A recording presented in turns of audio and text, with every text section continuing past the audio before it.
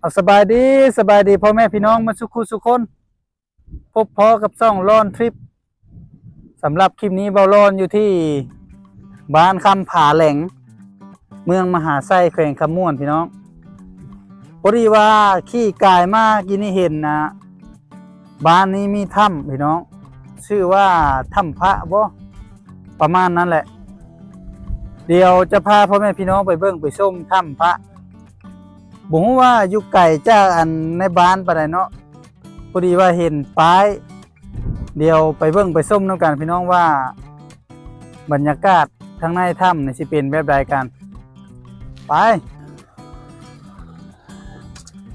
เส้นทางก็เฮ็ดทางอย่างแล้วเรียบร้อยพี่น้องแถวๆนี้ก็สะดวกสบายขึ้นแล้วบ้านนี้ทางงามเลยพี่น้องเอ้ยจากเมืองมหาไส้ไปท่าแขกย้อนเลยบ้านนี้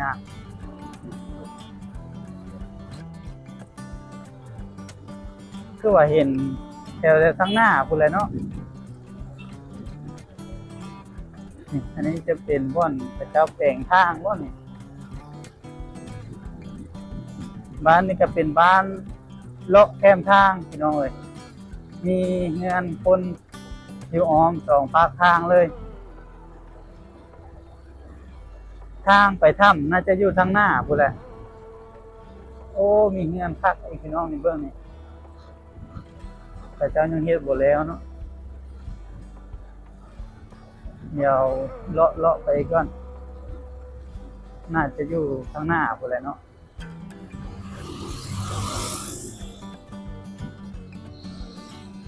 ไปไกลบ่ทางเข้าถ้ำเนาะ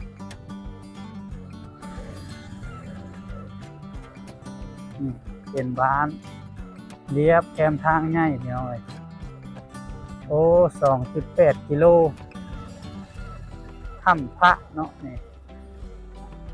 ไปทางใดเนาะบ้านนี่เลี้ยวใส่เนาะคุณบ่โอ้ทางเลี้ยวอยู่พวกพี่น้องเอ้ยนี่เลี้ยวลงไปนี้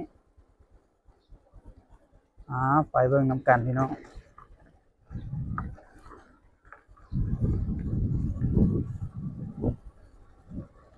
นี่เงินซานบ้านซ่องกัน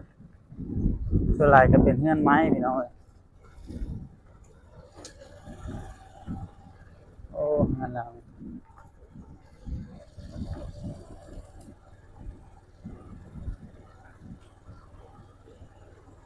2 กิโลป่ายเนาะน่าจะพูดแหละทางผ่าหลายๆเลยเนาะ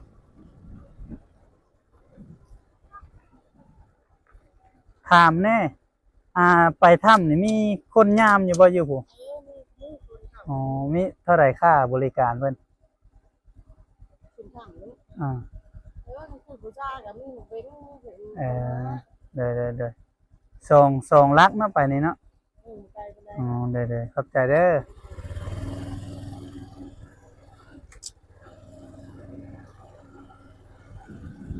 เพิ่นว่าบ่มีค่าบริการพี่น้องมันมีแต่แล้วแต่ศรัทธาเฮาสิใช้เนาะเพราะว่าเฮาก็ได้ซื้อขันหมากเบงเนี่ยขึ้นไปเดี๋ยวไปเบิ่งนำกันพี่น้องเอ้ยไปตามหนทางไปหน้าไปสวนกับเจ้าเนาะนี่กันนี่โอ้หอมมันเลยพี่น้องเอ้ยกับเจ้าตากมันกับเจ้าก็ยังบ่ได้ก้นหลายนะพี่น้องเอ้ยแถวนี้ก็มันราคาตกเนาะไผก็บ่อยากขายบ่ได้แต่ว่าบางเทื่อก็จำเป็นเพราะว่าส่วนหลายก็ไปกู้ยืมกับเจ้ามานะเพื่อมาไถสวนมันบัดนี้ขายมันกันราคาก็ตกบาดนี้นี่โอ้เขาเจ้าบุกเบิกสวนไม้นี่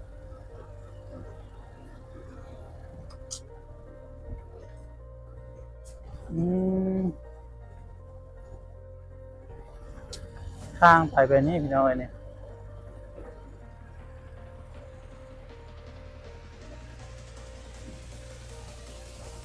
แต่โอเคอยู่ทางพี่น้อยบ่ได้ยากนี่มีรถแท ท็กเตอร์เขาจะไปดุดสวนเนาะ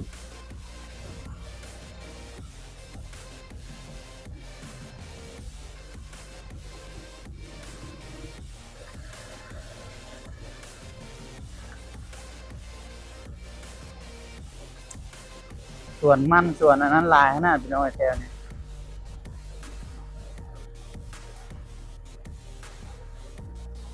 พูดและน่าจะทั้งหน้าพูดเลยเนาะผู้ทั้งผ่าลายๆพูดเนาะนี่บ้านคำผ่าแหล่ง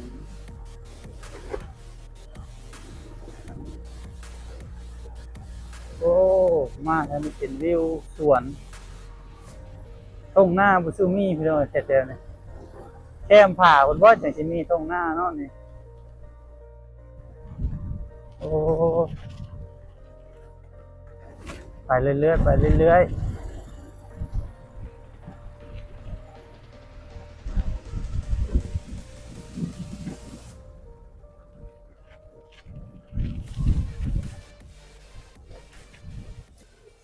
มาฮอดแล้วพี่น้องนี่มีรถใหญ่ก็จะไม่เนาะน่าเจ้าก็จะน่าจะมาเที่ยวคือกันทางเข้าอันนี้เนาะทางเข้าถ้ำครับแม่อืมเอาไปเบิ่งกันพี่น้องนี่มีคนมาเที่ยวอยู่ได้พี่น้องนี่อยู่แคมป์ผาเนาะโอ้เป็นวัดเลยพี่น้องเอ้ยอันนี้อืมหรือว่าเขาเจ้ามาเวียกบ่เนี่ยเดี๋ยวเบิ่งกันเนาะนี่เป็นศาลายาวเลยนี่หอกองเนาะนี่เป็นอ่างน้ำบ่เนี่ยโอ้สงบขนาดพี่น้องเอ้ยร่มเย็น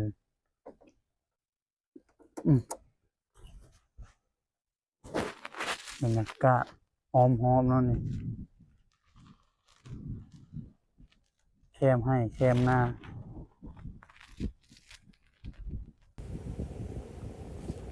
พี่น้องมาเบิ่งทางในถ้ำนำกันเนาะนี่โอ้เข้ามาเลยพี่น้องเอ้ยบรรยากาศ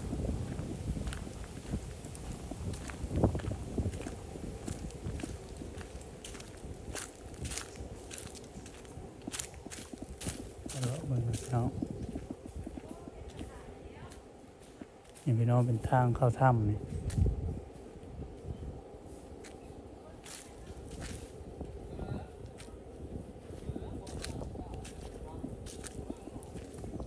โอ้มาเลาะเบิ่งให้พี่น้องนี่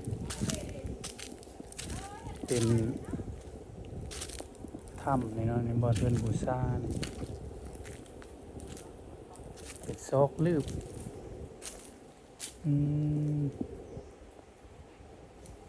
เย็นฮะพี่น้องเอ้ย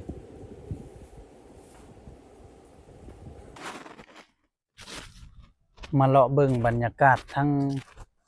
อ้อมฮอบก่อนนะพี่น้องเลาะแคมแถวนี้ก่อนนี่แล้วจังขึ้นไปเทิงเนาะนี่เป็นป่าย่างพี่น้องเอ้ยแล้วก็มีเป็นศาลาน้อยๆเนาะนี่น่าจะเป็นบ่อนปฏิบัติธรรมของพระสงฆ์เพิ่นนี่สังเกตว่ามีผ้าคลุมอย่างเนาะเป็นตูบไปเนาะตูบน้อยเนาะเป็นบ่อนพักเศร้านี่เลาะมาทางพี่กะมีถ้ำเล็กถ้ำน้อยหลายบ่อนปนกันพี่น้องนี่เบิ่งหน้าผาก็สูงเล็กน้อยปุ๊บ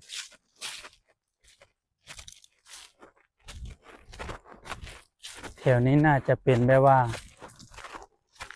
เป็นถ้ำอยู่แต่ว่าบ่ได้เลิกเนาะนี่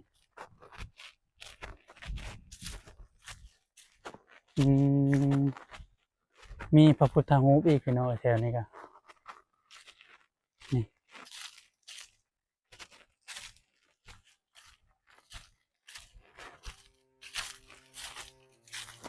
มุทะหุบองค์ง่ายขนาดพี่น้องนี่เบิ่งอ้อมพร้อมก่อนพี่น้องนี่หน้าผาสั้นขนาด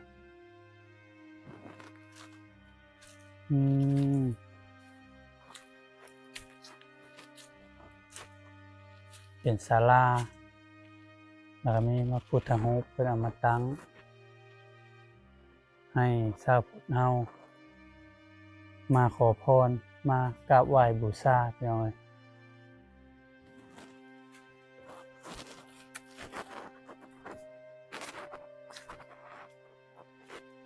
ทางหลังนี่มีบ่เนาะเดี๋ยวไปเบิ่งอีกก่อนเนาะพี่น้อง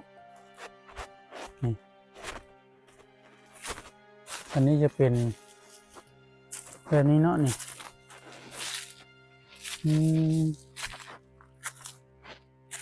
โถงเลึกขนาดพี่น้องแผ่นนี้ก็นี่น้ำน่าจะไหลลงนี่เบิดพี่น้องนี่เป็นโกนเลิกขนาดเดี๋ยวเลาะเบิ่งแถวนี้อีกเนาะอึ๊บ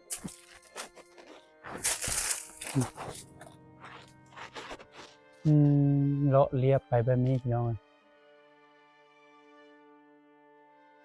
ยามฝนน่าจะมีเพิ่งมีอย่างมาลีฝนอยู่นี้เนาะเอาเดี๋ยวเขากลับคืนไปทางพุ่นน้องบัดนี้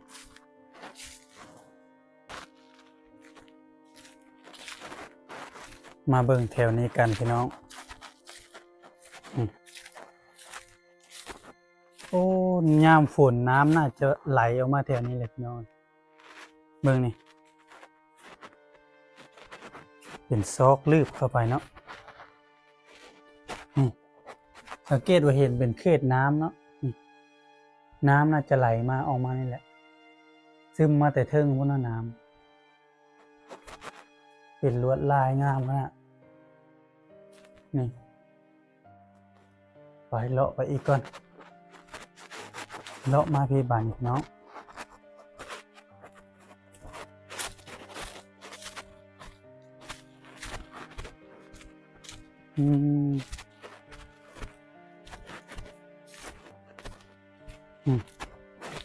อันนี้น่าจะเป็นโต๊ะบอนเพิ่นวางขันหมักเบ่งอย่างเนาะยามบุญน่าจะมีบุญพี่น้องแต่ละปีนี่เพิ่นน่าจะเฮ็ดเป็นแบบว่าบุญประจำปีนะเบิ่งลวดลายหินงอกหินย้อยโอ้มันอย่างโน้นดำๆนะไม้ดำๆนี่มันตายค่านั่นเนาะง่าไม้พี่น้องถ้ามันซีลงมาเนี่ยโอ้คล้ายๆแบบเขาจะว่าเล็กไหลเนี่ยเนาะเอาเลาะมาอีก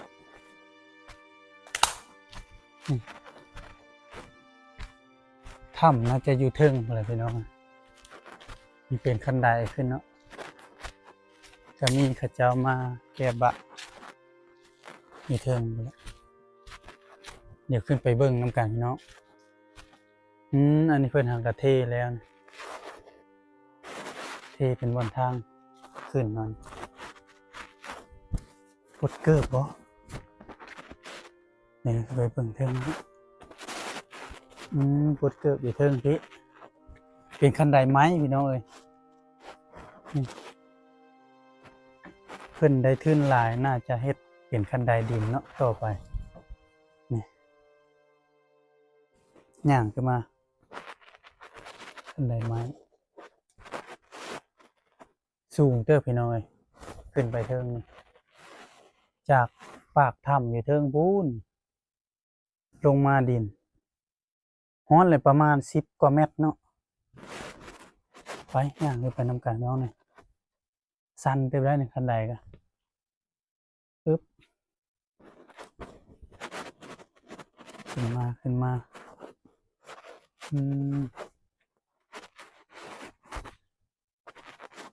ึ๊บนี่ทางเข้าถือว่าลึกพอสมควรพี่น้อง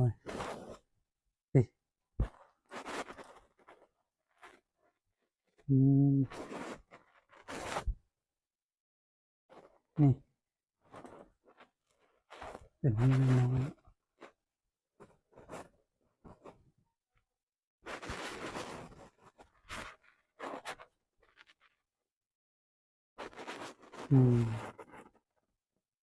มืดประมาณไหน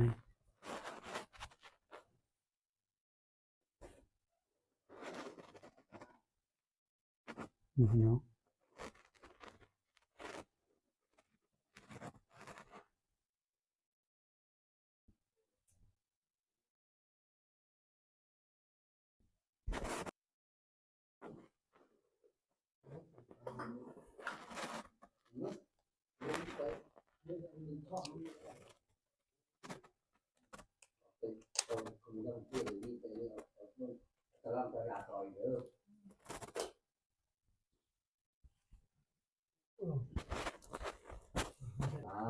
ลูกไอ้น้องมาแต่พาเพื่อนมาไม่ก็อยากมาบ้านำอย่างโบนี้ให้ได้ขายต้นจะขายแล้วเดี๋ยวนี้ให้รับให้ด้วยแล้วมาว่าอะไรมาปาตลาลูกหลานเรื่องเงินบาทหายไหลมาเงินดอลลาร์หายไหลเผาเสียเช่าหายไหลเผามือแรงลูกหลานค้าขายหายมือหายวนมาเต็มโคตรทุกข์นาบ้านมันไหลมาเบียดเยอะต่อไปให้ได้ฟ้าปรารถนาลูกหลานเด้อขับพูดรับรู้ด้วยเด้อนำเด้อมีข้าวตะกี้ผู้ข้าวตะกี้ละข้าวตะเกาตะกี้ละช่องเซเมนต์ละข้าวเชิกไทยไล่กวาดบ่เนี่ยไรคนยังไรมาซื้อคนตะกี้ละเมืองกวิน ได้ชื่อมันเมืองกวินได้ กวินได้อันนี้นะ เพิ่นออกมาแต่พุ่นได้เมือง ออกมาที่ตามเมืองเชิกไทยไล่กวาดเราไปเชื่องมีแล้วไปเชื่องมันมีสองชั้นนั่นถึงก็มีถ่ายรูปถ่ายน้อยก็ได้อันถ่ายได้เนาะได้หมดถึงมีชั้นถึงบ่เนาะยืมใช้ก็ได้ดอกบ่ยันบ่นั่นดอกขออนุญาตเด้อเป็นชั้น2ชั้นเนาะนี่เนาะมันดูชั้นถึงยืมเธอขึ้นก็ได้บ่ยันพิยันแม่นดอกเด้อเปลี่ยนกันมายามเนาะแต่เจ้าขาดจังมือได้ขาดจังมือกลางคืนของร้อนมาโอ้มีกองร้อนนี่โอ้ปกติบ้านพวกนั่นมากลางคืนมาบัวนั่นทั้งเมืองคนบ่ให้ปะแบบอันมีบุญนี่บ่บุญประจำปีค่ะบ่มีแล้วปีใหม่ก็มากอ่ะกูบาอยู่ถ้าแค่กูบาแก้วมันก็จะหามื้อเดือนนี้ล่ะเดือนออกมากับเพิ่นมาสร้างเพิ่นมาแล้วเพิ่นจะสิกลับมาเพิ่นมาแล้วเพิ่นสิมาเพิ่นว่ามีย่อหินนี่เนาะอันนี้ย่อหินอันนี้ทานย่อได้ทำได้บ่ย่อเสียผาเสียงน่ะเสียงวัฒนาเอาแล้วเสียงวัฒนาเสียงวัฒนามันล้ำมันรวยโอ้ไฟอันนี้ใช้เป็นโซลาร์เซลล์เพิ่นเนาะไฟบ่ได้เดินมาเนาะนี่เพิ่นก็ว่าเพิ่นสิเอาไผมาหักมันยังมันบ่ทันได้จะเอาแซนโซลาร์เซลล์มาก่อนคนพบนี่หลายปีแล้วเนาะนี่เนาะโอ้มัน 3-4 ปีกว่าแล้วนะแต่เข้าโควิดก่อนโควิดสิเริ่มต้นมาเห็นแล้วก็เกิดโควิดขึ้นมาเลยนะ5 ปีนี้มีแต่ฮอตแต่แถวนี้เนาะบ่มีแต่มันอยู่สูงเนาะน้อยได้เห็นนี่นะเข้าอันนี้นะน้อยได้เห็นนะน้อยเข้ามาทางพวกเข้ามาทางพาราสีพวกไปทางพวกก็ได้ไปเที่ยวทางพาราสีมันก็ไปนี่ไปตั้งใจกับก่อนใช้อาจจะก่อนเนาะ1,000 หมดคือหมดไทยได้หมดเทียนเนาะบัดลงไปไม่เหลือมีขัน5ขัน8เนาะมีหินย่อเสียงโซกยามฝนนี่บ่ได้ฮู้เลยบ่นี่ลงมาเบิ่งทางน้องพี่น้องทางในแคบพี่น้องได้กลมเข้าไปเนาะนี่มานี่มันมืดเด้อพี่น้องเอ้ยนี่มืดนะ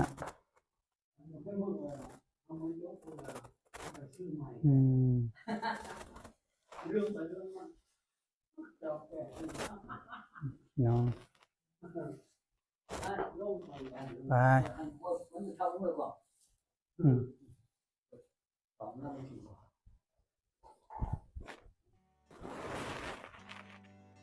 พี่น้องนี่เป็นทางลงสูงมากพี่น้องเอ้ยเบิ่งกันไดลงเนาะต้องระมัดระวังหน่อยลงโอ้สูงเติบปึ๊บ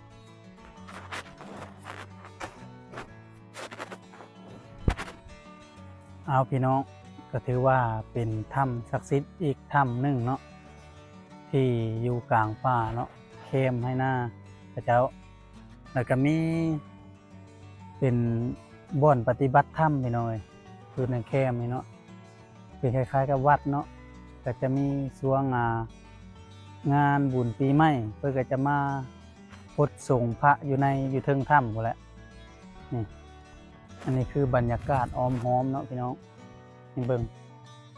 ต่อไปก็จะเป็นทุ่งนาข้าเจ้านี่เอาสำหรับคลิปพาส้มถ้ำก็จบเป็นเท่านี้เนาะพี่น้องถ้ามักคลิปนี้ก็อย่าลืมกดไลค์กดติดตามและกดกระดิ่งเพื่อบ่พลาดคลิปใหม่ๆจากบ่าวร้อนพบกันใหม่ในคลิปหน้าพ่อแม่พี่น้องสำหรับคลิปนี้ลาไปก่อนสบายดี